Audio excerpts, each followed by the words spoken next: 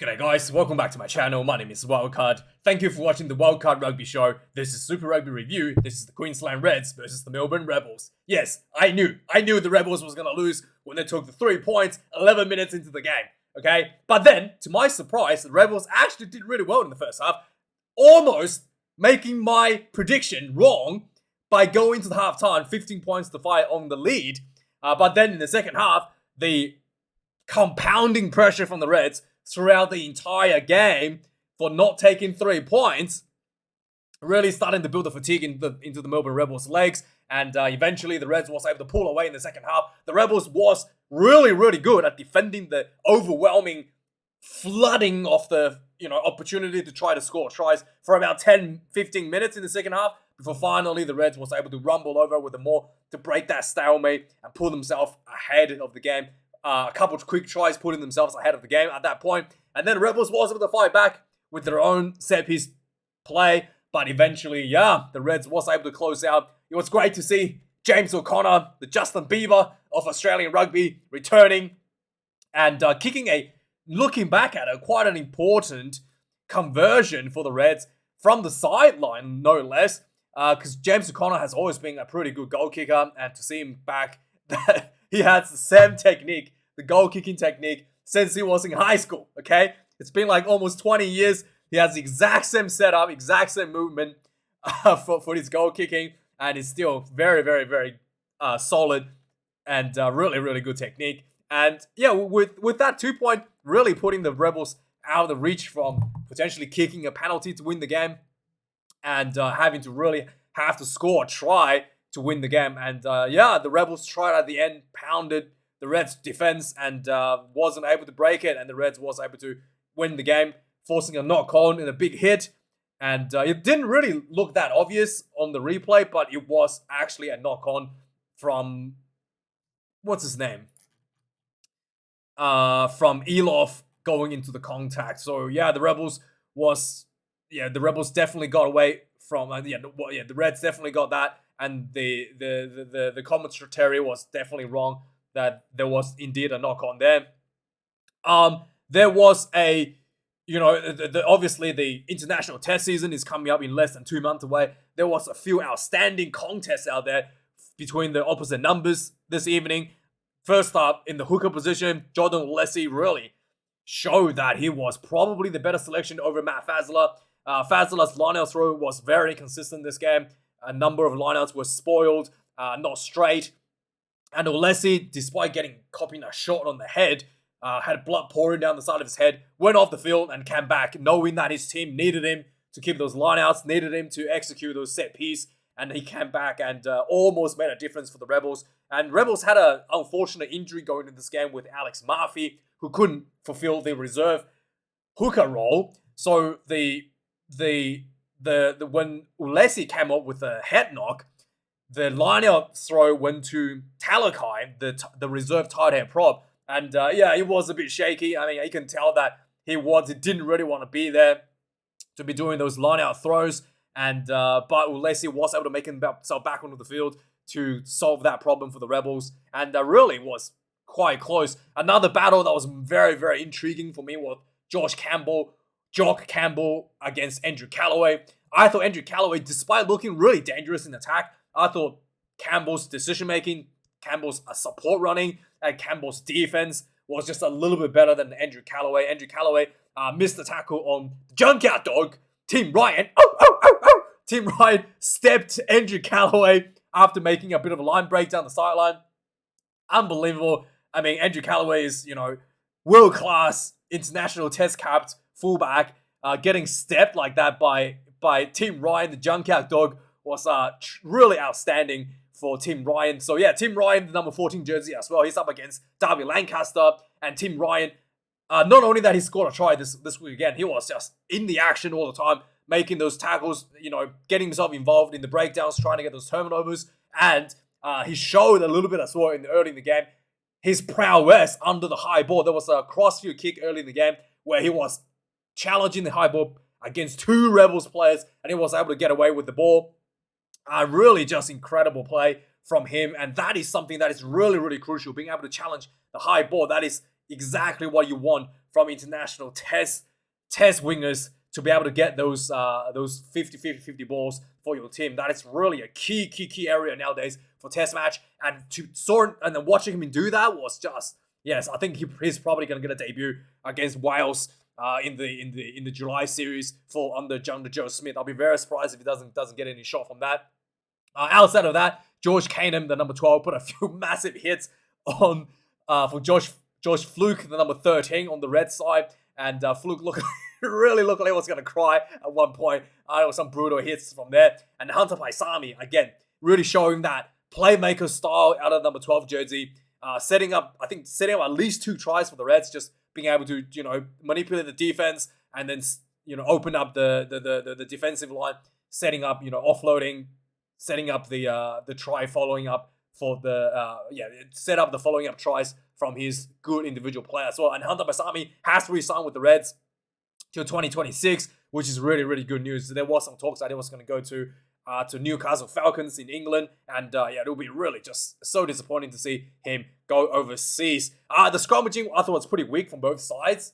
Tadela Tupou came off with a tiny cut to the side of the head. I do have this feeling that Tupou don't want to play for the Wallabies anymore. He wants to go and play for Tonga at some point. And he is signed to the Rebels to 2025. And I mean, if the Rebels dissolve and if you don't get a license to play Super Rugby, I don't know what's going to happen with Tupou. He might just have to go overseas and get his break and get his break from there. And then when Penny Ravai came on in the second half of the Reds, he was able to dominate the scrum a little bit better over the Melbourne Rebels.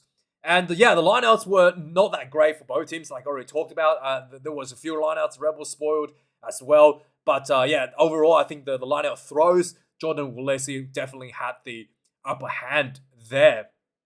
And finally, the referee, Paul Williams, eyes wide shut out there tonight. There were so many missed penalties and knock-on being missed, a lineout throw not straight being missed. The fans at Suncorp Stadium was doing his job all night, and it was not very not that good from Paul Williams. I don't get why there was so many very, very obvious errors, like lineout throw not straight, just not called by Paul Williams, and there were a few weird knock-ons that was as well. It was very, very poor performance by Mr. Paul Williams tonight. Now let's have a look at the match stats for this game. 4 tries to 3, 400 run meters for the Reds, 314. The Rebels was really dominating in the first half. I really felt the Rebels was going to win this one. And then the Reds pulled themselves together in the second half. Probably had a bit of a spray from the coaches at halftime. Losing in front of the home crowd. Never really a good look. 24 defenders beaten for the Reds, 11 for the Rebels. 10 turnovers conceded. Only 4 turnovers conceded for the Rebels. Oh my goodness, that is really good. Nowadays, you see some of the teams, even top teams, New Zealand teams, gets double-digit turnovers. 4 turnovers conceded, really, really well done. 11 missed tackles for the Reds out of 101. 24 missed tackles for the Melbourne Rebels, 139 overall. That is probably an area that the Rebels wants to work on a little bit. World-class players like Andrew Callaway really shouldn't be missing their tackles. 14 kicks in play for the Reds, 20 for the Rebels. The kicking game was pretty, I did not think the kicking game was good from, what was clinical from either teams was just largely just punting the ball down the field. Very, very, not that technical stuff that you'll see in a lot of the higher level players, in test matches. So I don't know how that's going to translate into the Wallabies, but it does make an entertaining game when both teams are really, really crap at kicking, so they both have to run the ball more. So I guess that's the positive for the fans. No penalty attempts for the Reds, and like I said, I think that's probably the difference. You build up the fatigue, and then eventually the opposition is going to crack, and that's what happened to the Reds, and that's what happened to the Rebels in the second half. The Reds kept on pushing, kept on building those fatigue, and got those tries, got themselves out in the back end of the game, and eventually winning the game, putting themselves ahead. 17 lineouts for the Reds, 5 lineouts lost. Oh my goodness, that is an absolute nightmare for the forwards coach. 4 lineouts lost for the Rebels as well. So both teams will have to really look into that a bit. I mean, the Rebels, there was a couple of lineouts lost because, Talakai was throwing the lineouts and, the Rebels just didn't have a hooker. So that's probably forgivable by the Reds.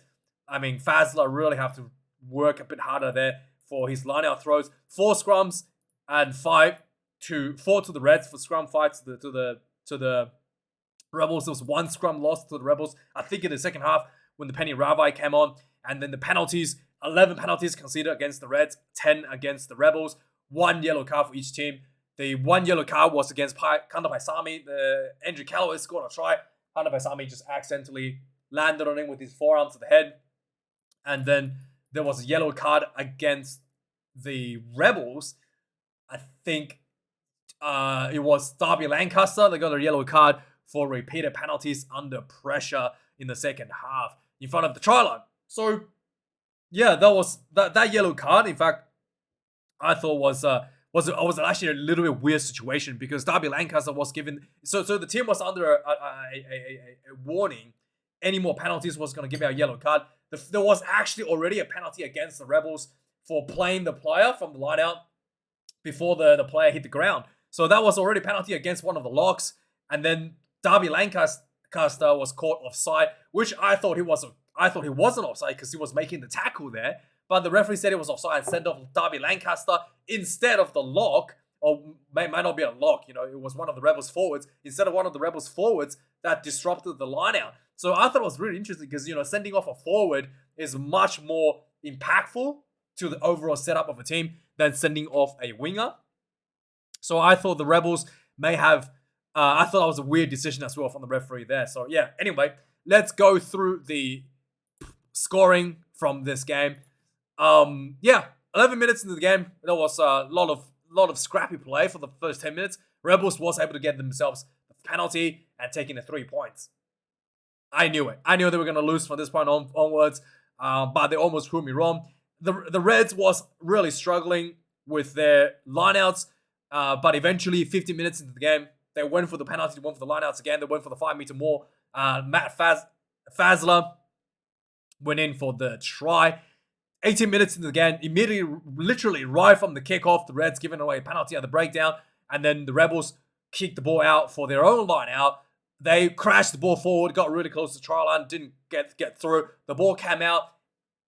Filippo Dalgunu got the ball, just drifted himself out a bit and drawed in an extra defender to bite him against him, and then he just popped out a really flat ball to Andrew Calloway, went over for the try. Kanda Paisami got sent off in attempt to save the try.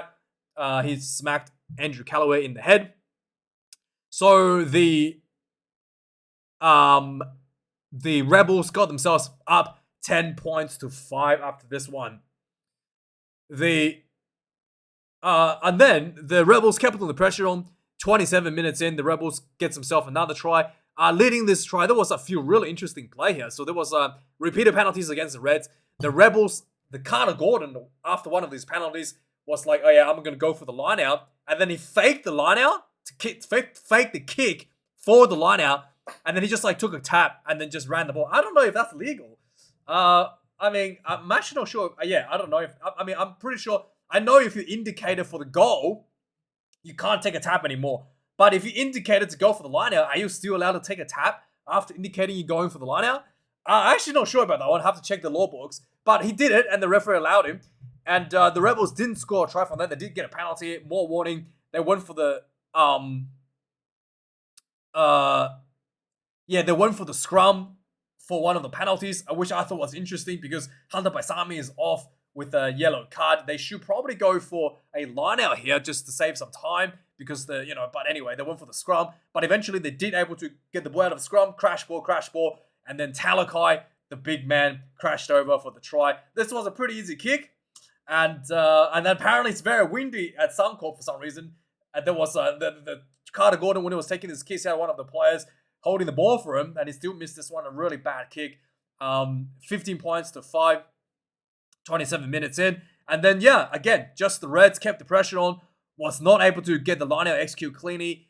And there was more lineouts being stolen, more lineout not straight against the Reds. At halftime, the Reds wasn't able to get any more points, 15 points to 5. And I was sitting here thinking that maybe the Rebels are going to win this one. But no, second half starts, the Reds came out absolutely on fire. Just basically spent the first 10 minutes or so camped inside the Rebels 22. And the Rebels did really well to defend. There was a try that was, there was, I think, at least one try that was denied, held up over the try line. There was turnovers just at the breakdown in the front of try line. But eventually, 53 minutes into the game, Reds had another penalty. They went for the line out. They got the penalty. They went for they spread the ball out wide. There was another penalty for offside. Darby Lancaster got sent off. And then they went for the line out again. And then they just set up the more, rumbled over.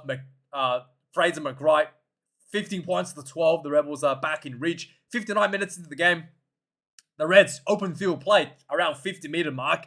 Nice little wraparound, creating a little bit of overlap out wide. It was 2-1 with Josh Campbell and his winger Greeley out of him. So it was 2-1 against Andrew Callaway. And then Campbell just dummy and go. Callaway could not make the defense. Josh Campbell ran through. Try time, 19 points to 15. Really, really well done there. 62 minutes into the game, Hunter Paisami, again, just some nice hands from the Queensland Reds. Hunter Paisami got the ball center field, little dummy and go himself, and then found himself a little gap, and then he offloaded the ball to the junkyard dog, Tim Ryan, down the sideline, stepped infield. Andrew Callaway completely misses the tackle. 26 points to 15. And James O'Connor gets the conversion after just coming off the field. And then more lineouts were stolen after this, but eventually the Rebels was able to get a penalty. They built that into the Reds 22 at 71 minutes. This was pretty much the first time the Rebels had a penalty like inside the Reds 20, an opportunity inside the Reds 22. They went for the lineout, they went for the more, and immediately it was crash ball from Talakai, got just short of the try line. Another really quick pick and go. Nabola Kasi, the number 20 coming off the bench, went in for the try for the Rebels. And suddenly the Rebels back in range, 26 points to 22. And then the last play of the game, 79 minutes, the Rebels pounding the Reds. And there was probably like 15 to 18 faces just outside the Reds 22. And the Reds just stayed patient, didn't overcommit. And eventually a big shot on Elof knocked the ball out of his hand. And definitely a knock on there. And the referee called a scrum. Reds won the ball and kicked the ball out for a end to the match. So yeah, really nice game, really interesting. And let me know your thoughts about this game. Thanks for watching, guys. Like, comment, subscribe. Check out the merch store. And I'll see you guys tomorrow for the big one. Hurricanes versus the Blues. Cheers.